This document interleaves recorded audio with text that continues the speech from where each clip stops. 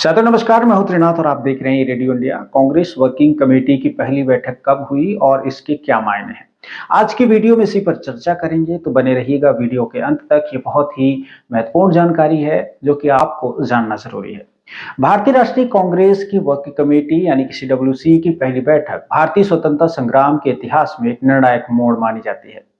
ये वो दौर था जब कांग्रेस केवल प्रस्ताव पारित करने वाली संस्था नहीं रही, बल्कि ब्रिटिश हुकूमत के खिलाफ एक सतत संघर्ष करने वाला संगठन बनकर सामने आई।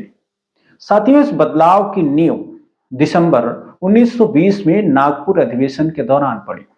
उस समय कांग्रेस के अध्यक्ष सी विजय राघवाचार्य थे। इसी अधिवेशन में महात्मा गांधी के नेतृत्व में कांग्रेस के संविधान में बड़ा परिवर्तन किया गया। गांधी जी का स्पष्ट मानना था कि अंग्रेजों से टक्कर लेने के लिए साल में एक बार मिलने वाली संस्था नहीं, बल्कि साल भर काम करने वाली एक मजबूत कार्यदायी संस्था बनानी चाहिए। इसी सोच से 15 सदस्यों वाली कांग्रेस वर्किंग कमेटी का गठन हुआ, जिसे कांग्रेस का मंत्रिमंडल भी कहा गया।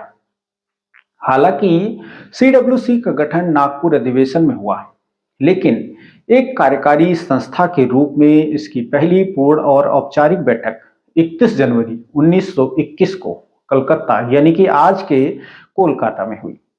यह बैठक 3 फरवरी 1921 तक चली। उस वक्त देश में असहयोग आंदोलन की लपटें उठने लगी थी और इस नए संगठन के कंधों पर आंदोलन को देश में फैलाने की बहुत बड़ी जिम्मेदारी थी। कुल मिलाकर यह जिम्मेदारी बखूबी से निभाया गया। इस पहली बैठक में ऐसे फैसले लिए गए जिन्होंने आजादी की लड़ाई को जन आंदोलन में बदलने का एक रास्ता सुझाया। सबसे अहम फैसला असहयोग आंदोलन को जमीनी स्तर पर लागू करने को लेकर था। तय हुआ कि आंदोलन पूरी तरह अहिंसात्मक रहेगा, लेकिन इसमें छात्रों, वकीलों और सरकारी कर्मचारियों की भागीदारी सुनिश्चित होनी जरूरी है।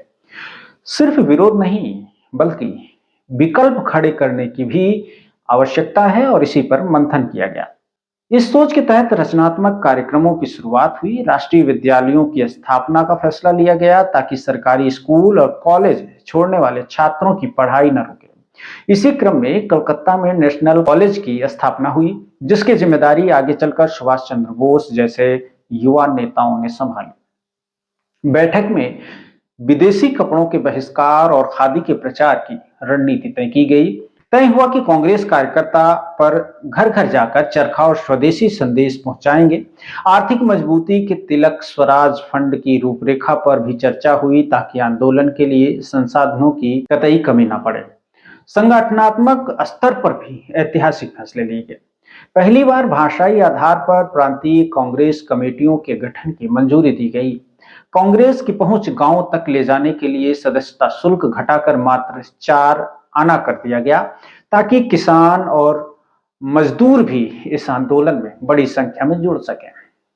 इतिहासकार बताते हैं कि अगर 1921 की शुरुआत में CWC की यह बैठक न होती तो असहयोग आंदोलन तब व्यापक और प्रभावशाली नहीं होता। इसी बैठक के बाद महात्मा गांधी ने देशव्यापी दौरे शुरू किए और मोतीलाल नेहरू, चित्तरंजन दास जैसे बड़े वकीलों ने अपनी प्रैक्टिस छोड़कर आंदोलन को पूरी तरह से अपना समर्थन दिया, प्रचार प्रसार किया और उसमें लग गए। कांग्रेस वर्किंग कमेटी की यह पहली बैठक केवल नेताओं की सभा नहीं थी, बल्कि ब्रिटिश शासन के खिलाफ एक समानांतर सत्ता की नींव थी। 105 साल बाद भी यही वर्किंग कमेटी कांग्रेस पार्टी के सबसे बड़े फैसले लेने वाली सर्वोच्च संस्था बन गई। यही वजह है कि 31 जनवरी 1921 की वह बैठक आज भी भारतीय राजनीति और स्वतंत्रता संग्राम के इतिहास में मील का पत्थर मानी जाती है। साथियों, इस तरह की रोचक जानकारी और तथ्यों के लिए रेडियो इंडिया को यूट्यूब पर देख रहे हैं तो सब्सक्राइब करिए, फेसबुक, इंस्टाग्राम या लोकल ऐप पर देख रहे हैं तो फॉलो करना ना भूलें। शुक्रिया।